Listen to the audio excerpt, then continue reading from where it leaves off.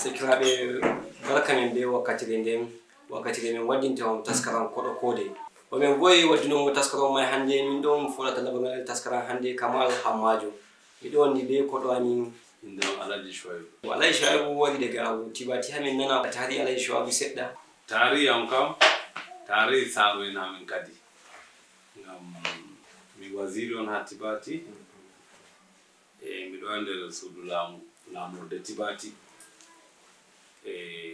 miɗo huwa bo ha gomnati Cameroon. To Allah wani yugo a ummi daga leddi Cameroon jamhuriyar Cameroon a wari har ha Nigeria haɗo ha Gombe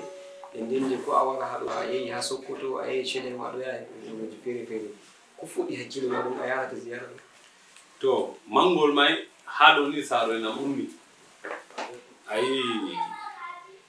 Sokoto mi yahi ɗo laamiɗo Sokoto Sarki Musulmi on yobini am ticket jirgin sama avion yon wi'ata ko pirawal o yobini am ngam o nani famille mako ɗo Cameroon on o yobini am biye o invite am on mi yahi Sokoto o surgi am on mi yahi Sokoto mi yahi en yiidi en yewti haala leyol ngam babirawo am ɗo suudu lamurde Sokoto kanjum waɗi ha Sokoto mi yerima nde o nani wodi derɗi ko ɗo ha ton on o surgi on mi wari Chelen bo mi yahi Chelen bo ngam ha Chelen on mamiraɓe am ummi ɓe dañi dadirawo ayi laamiɓe tato lamlamɓe tati laamiɗo Bubayero je Gombe laamiɗo Amarwa je Muri be laamiɗo Amasambo je Tibati ɓe tato ɗo dada maɓɓe gotel baba maɓɓe gotel ha wuro Chelen ɓe dañi ɓe kanjum waɗi mi yarini laamiɗo Chelen mo ziyara miɗon no Muri ha Jalingo mi yarini laamiɗo Muri ziyara en yewtidi haala leyol fakatɓe ɗo kamɓe fu ɓeɗo tabbiti nder tarihi mai leyol maɓɓe ɗo Tibati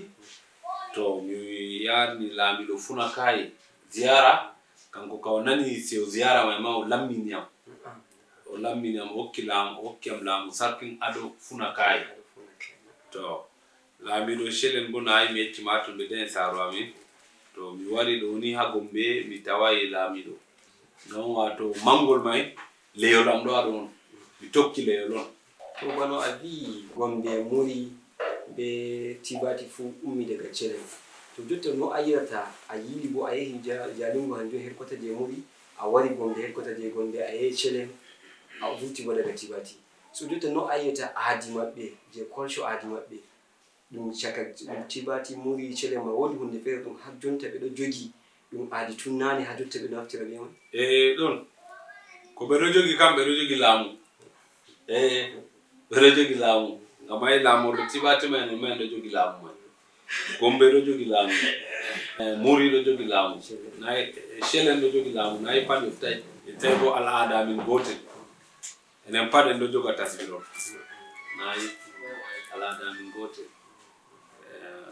to yugo Gombe be Tibati be Muri mai pat a wi ɓingel dada gotel baba gotel ko aɗo yi'a ɓiɓɓe laamu Muri be Gombe be Tibati mai ummoɓe jonta wodi hunde fere ko on waɗata ngam hauta har yago yeso latta ɓe ɗo mari ko bana festivi ni ɗum wata motta hedi gotel ɗo hauta numta be ɓawo kanjum miɗo habda ɗo kanjum miɗo habda be zumunci miɗo itta jawdiyam mi majjina ngam mi voyage mi wara banni mai mi yaha ɗum mi yaha mi larata dayugo lawol mi larata jawdiyam je miɗo majjina ngam mi yiɗi en hautita ko'e amin en wona to laaru tawi goɗo gotel tawi amin en fu kanjum jotta bana jotta laamiɗo Funakaye o hokki am metawol Sarkin Ado yande alhamisa to Allah muyi en waɗan siyasa mai ha Funakaye Bajoga Allah wani yugo Chelen mama moɗon vurti daga ɗoɗɗon Janabu e di hanko mala Modibo Usmanu ma hanko fo vurti daga ɗoɗɗon ko on ɗo aɗo yi'a ɓawo an wodi himɓe ɗum daga Gombe ko Muri ko Tibati ummata ɗo yaha ɗo yilla Chelen ɗo mangol mai kam yande laamiɗo Chelen hauti mobre en yalɗiri ton ɗo en waɗi lissafi ha nder duuɓi 227 ha hawta ɗo o wari daga Tibati, ɗo o wari daga Muri, ɗo o wari daga Gombe, hawta ha Shenen meɗai se je en yahi ha lewru Novembre ɗo. Yugo ha Shenen mai mo wodi wuro ɓe noddata ɗum Katambari, ɗum ha ɗoɗɗon on wodi pelle jangirde Modibo Usmanu hedi fuɗɗi to jangina ɗum hedi mai on Bubayro be Hamma be Hamma Samba fuɗɗi wasu jangirde. Nden wodi hosere hedi hanko julurde Modibo Usmanu mai woni ɗum ha jonta ɗon ko wodi hunde fere ko on watta je himɓe dingata e ummugo ko ɗo ya ɗo yilla ɗo yiya pelle wodi ɗum watta on hawta on taskini on voitinta pelle Katambari ma. To mi yahi ton, mi yahi laari jangirde mai,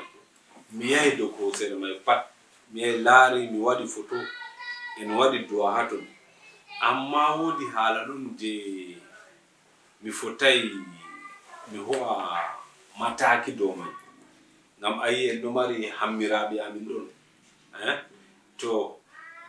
wodi ko ɓe ƴami am ha ton himɓe Katambere volwini am, amma dow mai mi nani lamlamɓe arti am hogo mataki. To ayi nane ma en ɗo tokka diina on, en ɗo tokka lamlamɓe amin, to lamlamɓe amin nde arti volwi en ɗo rena yande ɓe ummini kugal mai pat enen bo en hokka adiya amin, amma mi fotai mi volwa ha ɗo jotta ngam mawɓe arti hefti haala mai. Ha yiɗugo maɗa a yiɗi hede ayi ɗo pat ko a yeccata derke'en jonta e zamanu jonta? Komi wasata derke'en jotta ɓe mara nedi, derke'en ɓe mara nedi,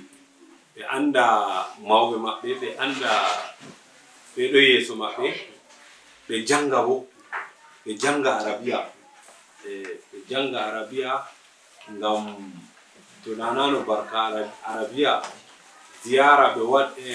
wattano ziyara ɗo ngam ha lamorɗo tati ɗo joɗi pat en honi on en joɗi,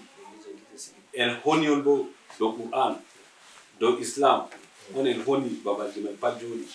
Komi winata derke'en kam ɓe janga Qur'an, ɓe janga hadith, ɓe janga andal Islama. Lamlamɓe tati mai pat ɓe tiggi wuro maɓɓe be hunde tati ko bana Shehu Usman Dan Fodio ummuri ɓe tokkata jangi e deme dure. Ko a noddirta himɓe leyon ha dow demori be duro? Lamiɗo Tibati mo Allah hinni, lamiɗo Alhaji Hamidou Bello,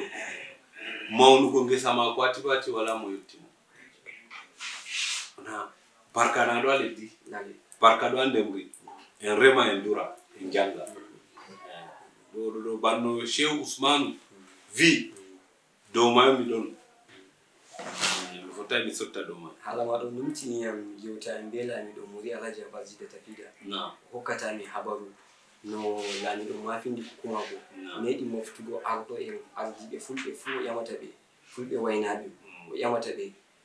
on ɗo mari risku ko Allah hokkayma ɓe wi Allah hokki ɓe risku, ɗume woni risku on? Ɓe wi na'i.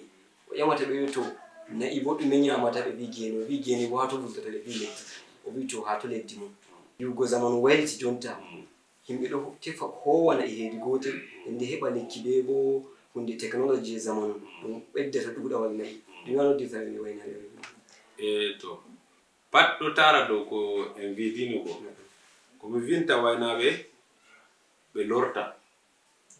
en rema en dura, ngam to en remi ha en remi mai ɗo nayi barka ɗo ha ton, nayi mai bo na nyaman barka mai. To haragani Allah reni ko amari ɗum a wiyata fere? To komi yettata jamaje, mi yetti Allah, mi yetti annabijo Allah nde waɗi ɓe dañi nder Islam. Assalamu alaikum. To nde ɗo ni min wari ragare taskara amin je hande je koɗo kode, sai to min fotti wemo no ha asere mere warata. Koɗo amin, salamu alaikum. Wa alaikum salam.